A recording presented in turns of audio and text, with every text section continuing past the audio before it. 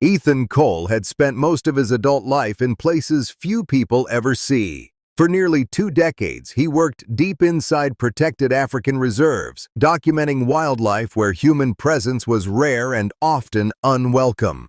He had filmed hunts that lasted seconds, migration routes that stretched for days, moments where survival was decided in a single heartbeat. Very little still surprised him, until that afternoon.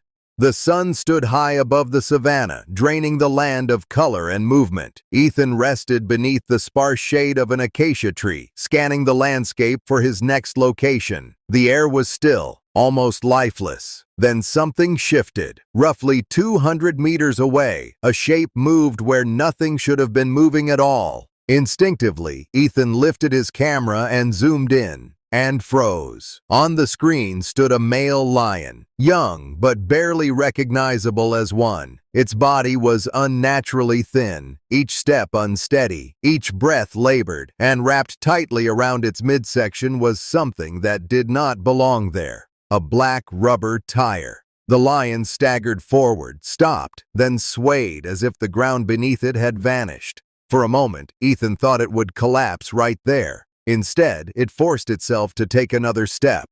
Ethan's pulse quickened. In all his years in the field, he had never seen anything like this. As he slowly moved closer, the details became impossible to ignore. The tire was not loose. It was locked in place, cutting into the lion's body, distorting its shape. The animal did not snarl, did not growl, did not retreat. It simply looked at him, not with fear, but with a stillness that felt dangerously close to surrender. Ethan lowered his camera. Something was terribly wrong, and whatever had happened to this lion had not happened recently. Ethan moved with caution. Every step closer revealed details he wished he could unsee. The lion's frame was distorted, its posture unnatural. The object locked around its body had not only trapped it, it had reshaped it. Up close, the tire was old and brittle, its surface cracked by years under the sun. Packed tightly inside was hardened soil, fused together like stone. It had clearly been there far longer than days or weeks. The lion did not attempt to flee. It barely had the strength, its ribs pressed outward against the rubber, each breath shallow and uneven. Patches of fur were missing where the tire had rubbed raw against the skin. Beneath them, the flesh looked compressed, lifeless. Ethan expected aggression. He saw none. Instead, the lion remained still, eyes fixed on him, not in fear but in quiet endurance, a creature that had long passed the point of resisting. Ethan lowered himself slowly to the ground, careful not to startle it. He had seen injured animals before, but this was different. This was not a sudden accident. This was survival stretched beyond its limit. Whatever had done this had been tightening for a very long time, and the lion was running out of time. The answer did not lie in the present. It lay far back, in a moment that had seemed harmless at the time. Months, perhaps longer, before Ethan ever stepped into this region, the lion had not been alone. He had been younger, stronger, still learning the rhythms of the wild. His days were filled with movement, play, and imitation, copying the older lions as they tested their strength and limits. That was when something unfamiliar entered his world. Not a predator, not prey. An object left behind where it did not belong. Curiosity drew him toward it. He pushed against it, circled it, tested it the way young animals do, without fear, without foresight. At first, nothing happened, but curiosity has weight in the wild. What followed was not instant disaster, but the beginning of one.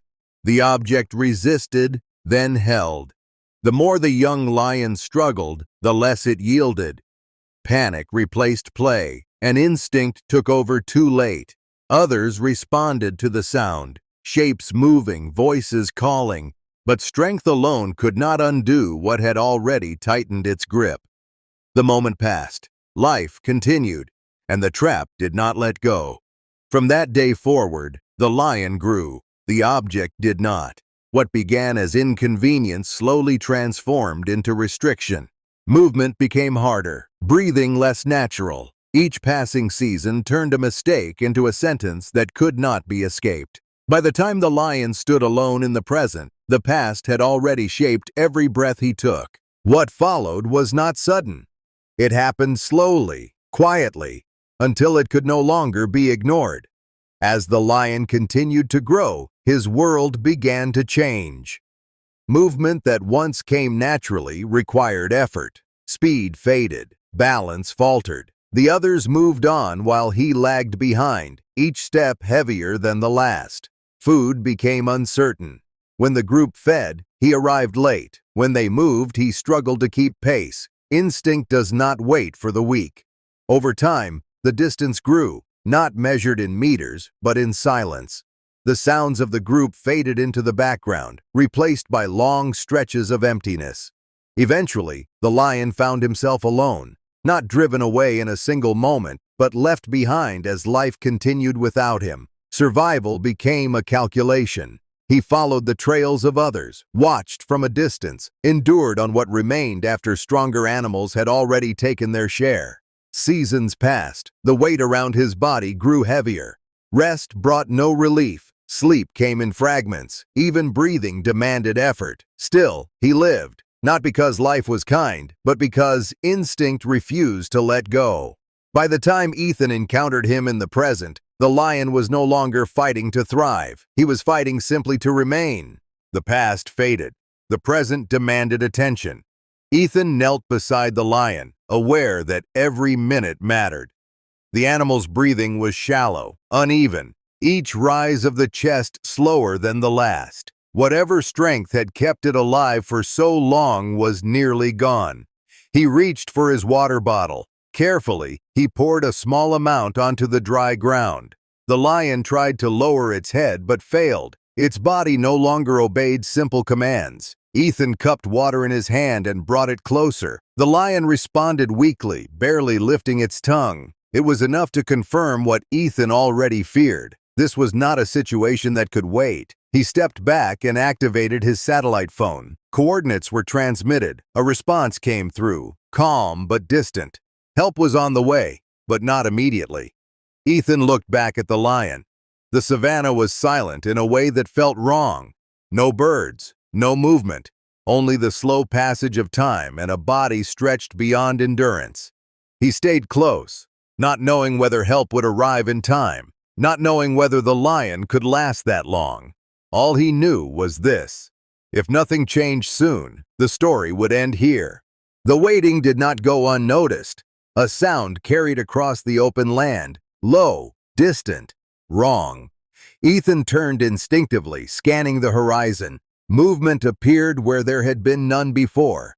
Shapes emerged. They did not rush. They did not scatter. They circled. The lion sensed it too. His body tensed, though his strength was nearly gone. A weak warning sound escaped his throat, more memory than threat. Ethan's pulse quickened. There was nowhere to retreat without leaving the lion behind, and leaving was not an option. He needed time. Using what little he had, Ethan made himself visible. Movement, noise, presence, enough to disrupt the approach, enough to delay what was coming. The shapes hesitated, shifted their distance, watched, not gone, just waiting. Ethan stayed between them and the lion, aware that every second bought here was a second stolen from the edge, and time was the only thing he could still give. The sound arrived before certainty ever could. Not relief, not victory, just noise breaking the stillness. Ethan didn't move. Neither did the lion. Every instinct told him this was the moment when things could turn irreversible. Not better, just different. The kind of different that couldn't be undone.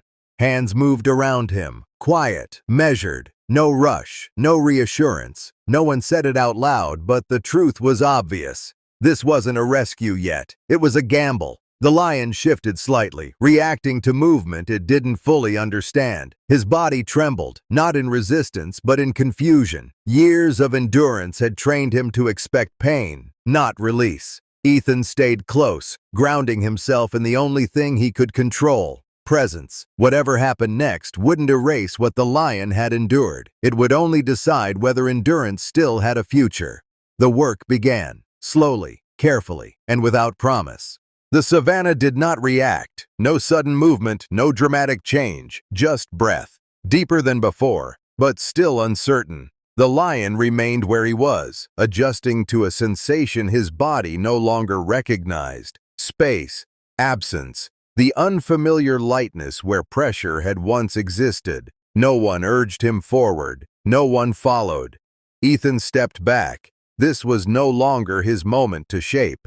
In the distance, the land stretched on exactly as it always had. Indifferent, vast, waiting. Somewhere beyond the rise, life continued. Whether it would reconnect with this lion was no longer something anyone could decide. The lion lifted his head once, not toward the people, not toward the horizon, just upward, testing air, scent, memory. Then he settled again, still breathing, still here. Ethan lowered his gaze. Some stories end with reunion, some end with certainty. This one ended with something quieter. A moment left open, and the understanding that survival doesn't always announce itself. It simply continues, one breath at a time. If moments like this matter, don't let them disappear. They endure only when people choose to witness them.